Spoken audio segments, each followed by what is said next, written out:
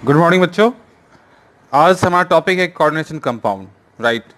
Class 12 coordination compound chemistry का अपना part है। देखते हैं इसमें क्या क्या पढ़ना है, क्या क्या सीखने को मौका मिलेगा अपने को। बट एक चीज़ जो बहुत इंपॉर्टेंट है, जब हम कोऑर्डिनेशन कंपाउंड स्टार्ट करते हैं तो हमें केमिकल बॉन्डिंग अच्छे से पता होना चाहिए। और जहाँ तक मेरा सोच है आप लोगों का, केमिकल बॉन्डिंग 11th में अच्छा होगा। राइट। अगर नहीं भी होगा तो कोई बात नहीं, यहाँ पे जो इससे रिलेटेड टॉपिक्स अपने पास प्रॉब्लम्स आएगा उसको हम लोग सॉर्ट आउट कर लेंगे। Not a big deal. चलो पहले तो ये जानो कोऑर्डिनेशन कंपाउंड होता क्या है, कहाँ होता है। देखो, सबसे बड़ा चीज है कि जब हम कोऑर्डिनेशन कंपाउंड शुरू कर रहे हैं तो हमारे पास एक कंसेप्ट हुआ करता था मेटल का। ठीक है, कि मेटल जो होता है हमेशा क्या करता है, दे डोनेट इलेक्ट्रॉन्स। लेकिन क्या है, केमिस्ट्री में देयर इज ऑलवेज एक्सेप्शन। जब हम साइंस की बात करते हैं तो एक्सेप्शन होता है बहुत सारे केसेस में। ठीक है, चीज़ें नहीं आती हैं, पुरानी चीज़ें फेल हो जाती हैं, फिर नया कंसेप्ट आता है, उसमें भी एक एक्सेप्शन हो जाता है। Not a big deal. Like that metal के केस में भी हम क्या देखेंगे यहाँ पे कि जो हमारे पास जो बचपन से कंसेप्ट है मेटल्स के बारे में कि दे डोनेट इलेक्ट्रॉन्स। ठीक है, लेकिन यहाँ पे क्या होता है कि वो इलेक्ट्रॉन्स को एक्सेप्ट करते हैं। अच्छा, एक चीज और जान लो कि हमें जब कोऑर्डिनेशन कंपाउंड पढ़ना है ना तो हमारे पास एसिड और एसिड एंड बेस जो है ये भी पता होना चाहिए। ठीक, अब पता ही होगा, ये इतना मेरा सोच है, इतना हमको लगता है। चलो तो ये जान ली कि मेटल इसका का जो कंसेप्ट हमारे पास पहले से रहा है वो चीज उसमें थोड़ा सा कुछ ना कुछ चेंजेस आएगा। राइट। अब देखो, कोऑर्डिनेशन कंपाउंड तभी एग्जिस्ट करता है जब कोऑर्डिनेशन क्या होता है, बॉन्ड होता है। ये समझो, कोऑर्डिनेशन कंपाउंड का मतलब है कि there will be what, coordination bond. अब कोऑर्डिनेशन बॉन्ड क्या होता है, पहले तो ये समझना है आपने कि कोऑर्डिनेशन बॉन्ड क्या होता है। अब देखो, बॉन्डिंग समझते हो, बॉन्डिंग में क्या होता है कि जब दो डिफरेंट एलिमेंट्स क्या आता है कि इधर अपने में इलेक्ट्रॉन को क्या करता है, वो शेयर करता है या फिर ट्रांसफर कर देता है। ठीक है, यहाँ पे क्या है, कोऑर्डिनेशन बॉन्ड में क्या होता है कि अपने पास दो चीजें हैं। पहले तो ये समझो, एक होता है लुईस एसिड और दूसरा चीज क्या होता है, लुईस बेस। राइट। अब देखो, हम जब बात करते हैं कोऑर्डिनेशन कंपाउंड का तो इसमें ये दो चीजें आती हैं, लुईस एसिड और लुईस बेस। ठीक है, इसको फाइनली हम लोग इस चीज में कैसे क्या क्या बोलते हैं वो हम समझ जाएंगे। ठीक है, अब जब हम कोऑर्डिनेशन बॉन्ड की बात करते हैं देखो तो उसमें क्या होता है। ठीक है, देखो उसमें होता ये है कि जब एक ग्रुप ऑफ आयंस या एटम्स एक दूसरे ग्रुप ऑफ एटम्स या आयंस को अपना इलेक्ट्रॉन लूज करता है, इलेक्ट्रॉन लूज नहीं करता है but lone pair of electron lose करता है, लोन पेयर ऑफ इलेक्ट्रॉन को लूज करता है। इतना बात समझ लो कि कोऑर्डिनेट बॉन्डिंग होता है क्या है। कोऑर्डिनेट बॉन्ड क्या होता है कि देखो, एक होता है एल और दूसरा होता है एम। एल को हम क्या बोलते हैं, लिगेंड बोलते हैं, और एम को बोलते हैं सी एम ए। देखो यही चीज थोड़ा सा डिफरेंट चीज है। यहां सी एम ए का मतलब हो गया क्या, सेंट्रल मेटल एटम। अब क्या है, देखो अपने पास क्या कंसेप्ट है एसिड और बेस के बारे में। देखो ये क्या है, एल लिगेंड कहते हैं ना, इसको हम लोग कह देते हैं लुईस बेस। मतलब क्या हुआ कि ये जो एल है, लुईस बेस जो है, ये क्या करेगा, ये इलेक्ट्रॉन को लूज करता है। किसको, एम को। एम क्या होता है अपना, क्या है, सीएमए है, सेंट्रल मेटल एटम। इसको हम लोग क्या कह देते हैं, लुईस बेस कह देते हैं। और लुईस बेस क्या करता है, they accept electron from which, from whom, from ligand. L, L stand for what, ligand. Ligand का मतलब क्या हुआ, लुईस बेस। देखो एक रिलेशन है। ठीक है, इस रिलेशन में हम क्या दिख रहा है हमको कि जो लुईस बेस है उसको हम लोग क्या कहते हैं, लिगेंड कहते हैं। और जो लुईस एसिड, जो लुईस एसिड होता है उसको हम लोग क्या कहते हैं, सॉरी यहाँ पे एसिड होगा, जो लुईस एसिड होता है उसको हम लोग कहते हैं सेंट्रल मेटल एटम। अब जो लुईस एसिड क्या होता है जानते हो ना, कि लुईस बेस से वो इलेक्ट्रॉन एक्सेप्ट करता है, lone pair of electron. Lone pair क्या होता है पहले तो ये समझो, लोन पेयर, पेयर है मतलब दो वहां पे होगा ही होगा। अब किसी भी एटम, मान लो एक्स है, बॉन्ड फॉर्म करने के बाद इसका कुछ इलेक्ट्रॉन क्या होता है, फ्री हो जाता है, फ्री ही रह जाता है, लोन हो जाता है, लोनली हो जाता है। ये एक पेयर होता है, that is called lone pair. इतनी बात समझ में आ गई कि अपना जो लुईस बेस है वो लिगेंड है, जो लुईस एसिड है वो क्या है, CMA है, राइट। अब देखते हैं आगे हमको क्या करना है। अब इस बात को समझो कि L स्टैंड्स फॉर लिगेंड, जो क्या होता है, लुईस बेस होता है, और M स्टैंड फॉर CMA, मतलब central metal atom stands for Lewis base. अब देखो हम कोऑर्डिनेशन बॉन्डिंग को एक सिंगल एरो से डिनोट करते हैं, पहले तो ये समझ गए, ठीक है। अब देखो हम लोग क्या जान रहे हैं कि लिगेंड मतलब लुईस बेस, इसके पास नेचर क्या है कि ये दो लोन पेयर ऑफ इलेक्ट्रॉन को क्या करेगा, लूज करेगा, ठीक है। अब ये जो M है मतलब CMA सेंट्रल मेटल एटम जो कि लुईस बेस है, ये क्या करेगा, दो लोन पेयर ऑफ इलेक्ट्रॉन को एक्सेप्ट कर लेगा।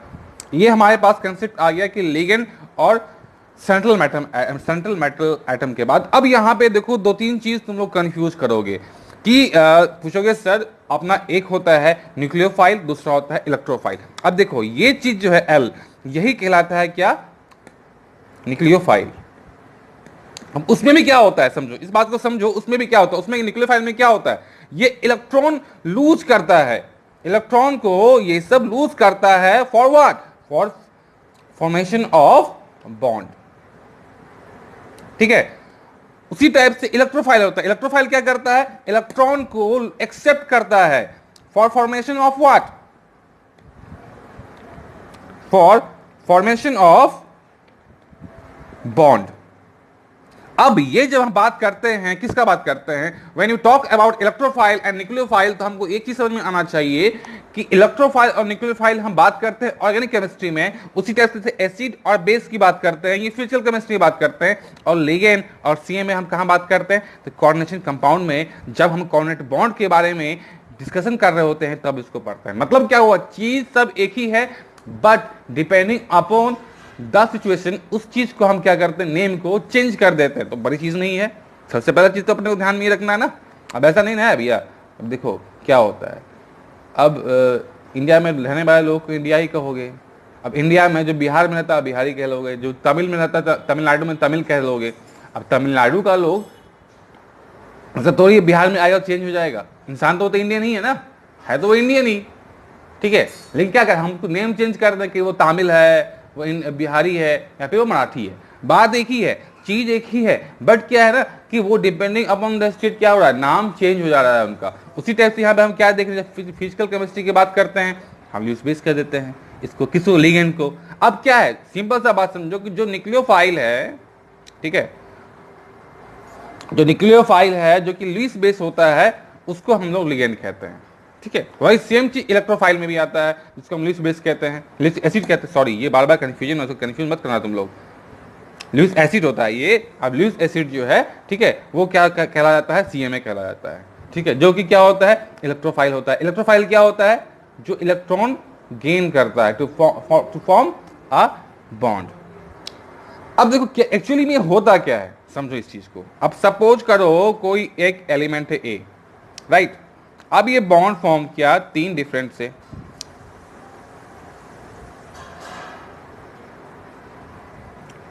और इसके पास एक लोन पेयर ऑफ इलेक्ट्रॉन क्या हुआ, बच गया। ये तीन डिफरेंट एलिमेंट से कोऑर्डिनेट बॉन्ड फॉर्म किया। अब अपने पास एक B है, ठीक है, ये B जो है, इसका B के पास ऑर्बिटल खाली। अब समझो यहां मामला फंसा, तुम लोग कभी नहीं सोचे होगे कि सर यहाँ मेटल की क्यों बात करते हैं हम लोग, ये जो CMA है सेंट्रल मेटल एटम कहते हैं, तो मेटल को इलेक्ट्रॉन का रिक्वायरमेंट क्यों होता है। इसमें बहुत सिंपल सा बात है कि जब D ऑर्बिटल मेटल का, जिस मेटल का D ऑर्बिटल क्या हो, ब्लैंक हो, if D orbital of a metal is blank, इसका मतलब क्या होगा, they will accept electron, right. जिस एलिमेंट, जिस मेटल का D ऑर्बिटल क्या होगा, ब्लैंक होगा, वो क्या करेगा, बॉन्ड फॉर्मेशन करने के लिए इस पर्टिकुलर ग्रुप ऑफ एटम से इलेक्ट्रॉन क्या करेगा, वो गेन करेगा। इसको हम लोग क्या कहते हैं, ट्रांजिशन मेटल। जब हम लोग पीरियोडिक टेबल पढ़ते हैं, इसको हम लोग जानते हैं कि उसको क्या कहते हैं, ट्रांजिशन मेटल कहते हैं। अब समझो इस बात को, ये क्या है, B अपना एक मेटल है, ये क्या है, ग्रुप ऑफ एटम्स और ग्रुप ऑफ आयंस जो कह लो। अब इसके पास एक लोन पेयर ऑफ इलेक्ट्रॉन्स क्या है, स्पेयर है, मतलब बचा हुआ है। अब क्या करें, क्योंकि एक्सेस है तो ये इस चीज को डोनेट कर सकता है। अब ये जो अपना मेटल है बी, जिसका डी ऑर्बिटल क्या है, ब्लैंक है, खाली है, तो ये जो लोन पेयर है ये उठ के यहां पे आ जाएगा और एक नया बॉन्ड फॉर्म कर देगा। यही चीज कोऑर्डिनेशन कंपाउंड में होता है कि जब एक मेटल जो होता है एक ग्रुप ऑफ एटम्स या आयन से इलेक्ट्रॉन एक्सेप्ट करता है टू फॉर्म अ बॉन्ड, ठीक है, उस केस में हम उसको क्या कहते हैं, कोऑर्डिनेशन कंपाउंड कहते हैं। और इस पर्टिकुलर जो होल जो कंपाउंड फॉर्म करता है उसको हम लोग कह देते हैं क्या, कॉम्प्लेक्स कंपाउंड। आज हमारे पास दो चीज क्लियर हो गई। एक अपने पास क्या था, लुईस बेस, दूसरा क्या, लुईस एसिड। लुईस बेस में क्या था, तो इलेक्ट्रॉन लूज करता है, और लुईस बेस क्या है, लुईस एसिड क्या है, इलेक्ट्रॉन गेन करता है, ये तो सब जानते हो। अब ये जो लुईस बेस था इसी को हम लोग क्या कहते हैं, लिगेंड कहते हैं। किस केस में, जब हम बात करते हैं कोऑर्डिनेशन कंपाउंड का, राइट। उसी टाइप से ये जो लुईस एसिड है इसको हम लोग क्या कहते हैं, CMA, stand for what, central metal atom. अब सेंट्रल मेटल एटम किस किस में कहते हैं, जब हम बात करते हैं कोऑर्डिनेशन कंपाउंड का। अब लिगेंड क्या कहलाता है भैया, तो लिगेंड क्या करता है, group of lone pair of electrons को क्या करता है, ये लूज कर देता है।